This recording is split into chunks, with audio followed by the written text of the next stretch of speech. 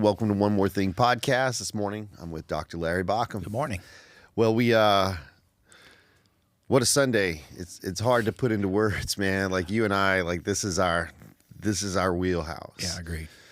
And lots of conversations afterwards, lots of comments. But what made yesterday's conversation dialogue special from your 40 plus years of pastoring? And like we're in a spot that, like you've mentioned, we may never see this type of movement again in Christianity, and we're on the forefront of this. Yeah, I think we're in a sweet spot, redefining some things that are really are part of Christianity for the future.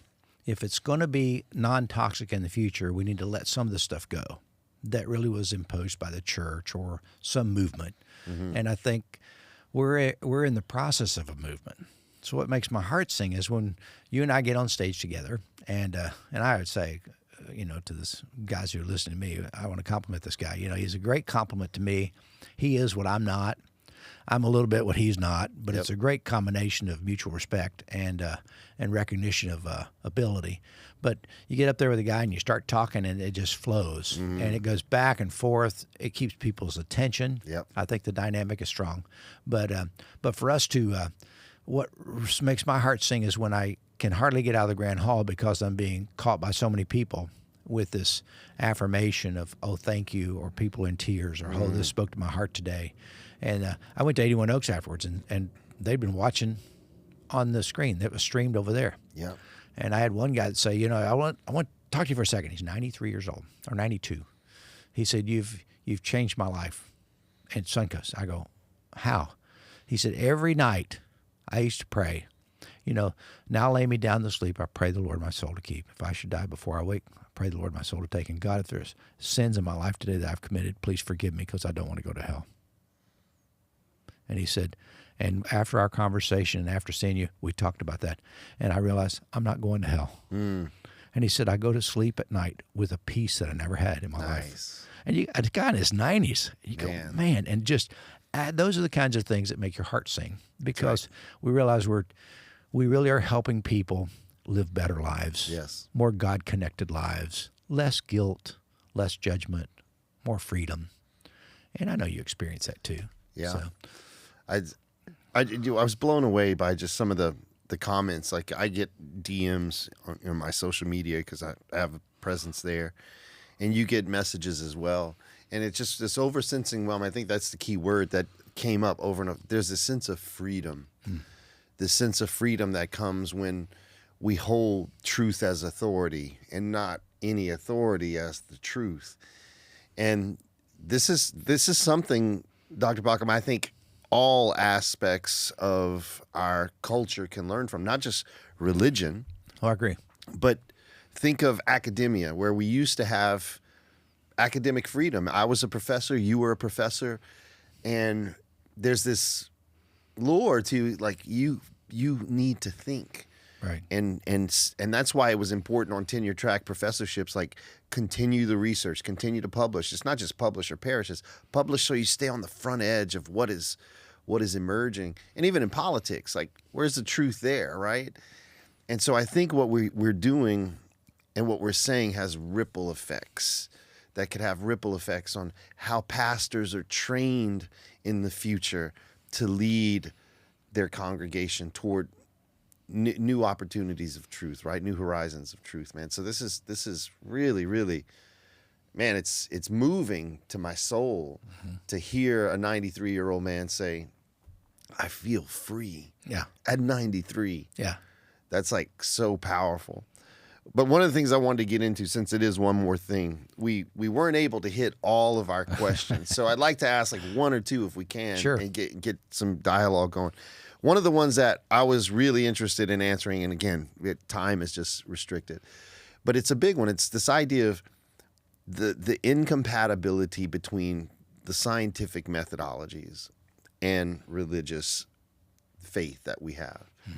You and I both agree, like they're not in conflict with each other, but there's a lot of voices out there who want to make it seem as though what we understand about our world is incompatible with what we believe about God. Right. Like, clarify some of that for us. Well, I think you, in some of the notes that you wrote, the religion just asks the question, why?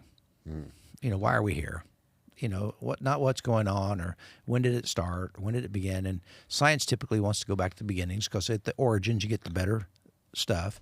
But also science continues to ask what is truth and how do we find the truth? And if you try whatever the scientific method and it doesn't work out, you go back to the drawing board and you do another method. That's right. And the results determine, they determine the next research that you do. And sometimes in the church world, it doesn't work that way. You already had it prescribed. You got it figured out, and you're already condemning any outcomes. That's right. Because you don't let them work. But I think that honest religious people, honest pastors, honest academics say, "Hey, look, we got to ask the questions. We got to let truth be at the top of the scale." Yeah. Can you imagine? I'm not picking on the Catholic Church, but they're the ones with only one leader. But the authority is there. Yep. But the truth is somewhere below the authority, and whatever he speaks becomes the truth. And that's historically true. That's right. Then in the Reformation, the Bible became the truth. It became the objective reality, and then it became the authority. And but people interpret it any way they want. But for us today, how does science and faith go hand in hand?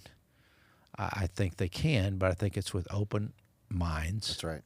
And when your mind is closed, it's not going to work. And some scientists could have a closed mind too, but generally speaking, they'll process the scientific method as having an open mind. Absolutely. And that's kind of how I see the relation, and I could be wrong, and I'd love your input, is in science, you make a test, right? You have an experimentation through observation, and then there's replication. Can I repeat this and get the same outcome?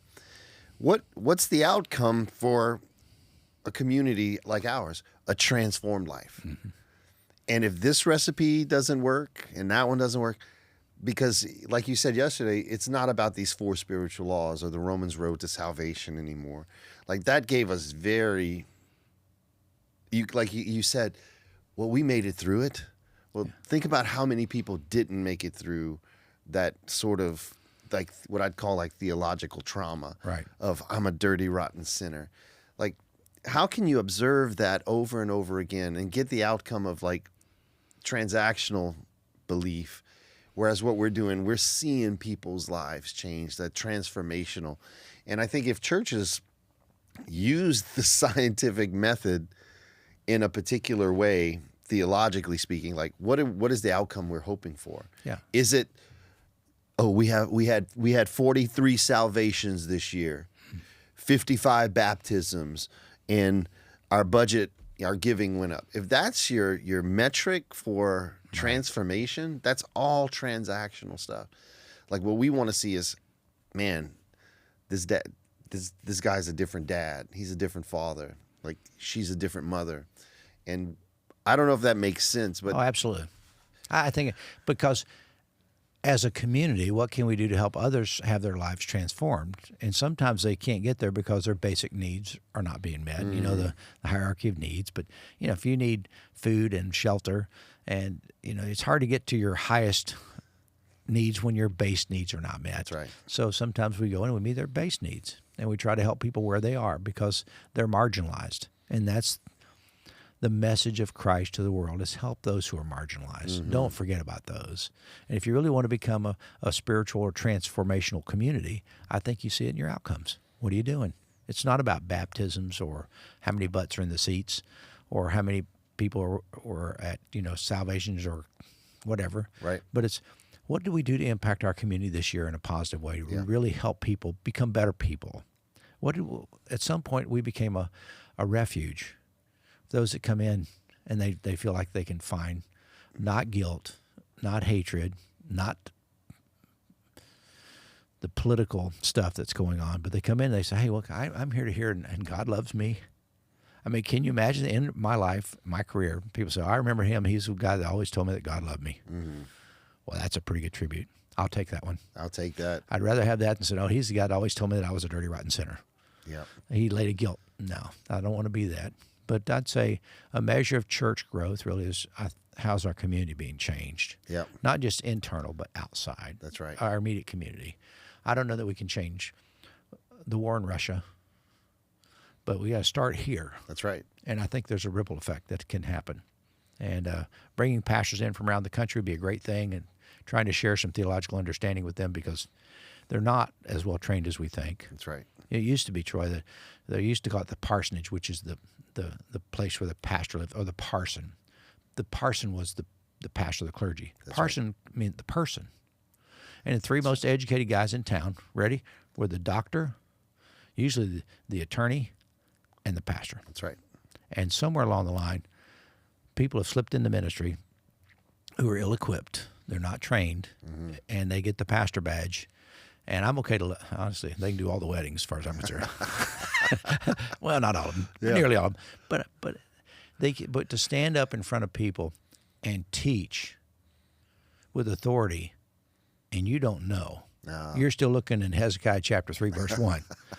And you don't know there's no book of Hezekiah. That's right. It's troubling. But how do we help people become better?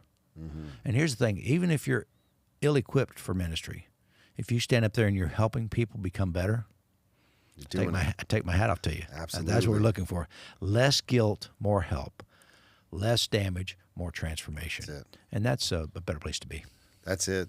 And that's what's exciting, I think, about this movement that's beginning, because it's as though we are an inclusive community, but we don't have to brag about a particular aspect of our inclusivity. We don't have to raise a Republican flag or Democratic flag or rainbow flag or whatever to say, hey, these are all the people. You just come and you experience that space where you awaken to this idea of, man, God does love me. God put a piece of his spirit within me, and I want to live into that identity, because that's my true self. What Rohr would call the true self is my best self. And all these other little intricacies of however I vote or however I identify, my sexual orientation or whatever the case may be, that's not who I am. These are things about me. But what I am is something that is radically different than just these sort of outlying identifying markers. I agree. Yeah, that's well said. So, but anyway, I thought it was a fabulous dialogue. Esther said something to me when I got home. She says, well, if they didn't know, now they know. And for her, my wife doesn't come from a religious background, and she was like, that was one of the best teachings I've ever heard. It was very clear. It was very concise, and she was blown away by it. And so that's a real compliment for her, to her and to us in communicating in a way that's very clear. It clarifies for people our position, because we're not very confrontational with this stuff. We're not apologists for a new way of Christianity.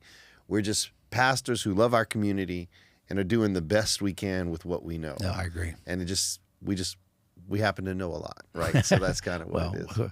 We know that where we've been is not enough. That's right.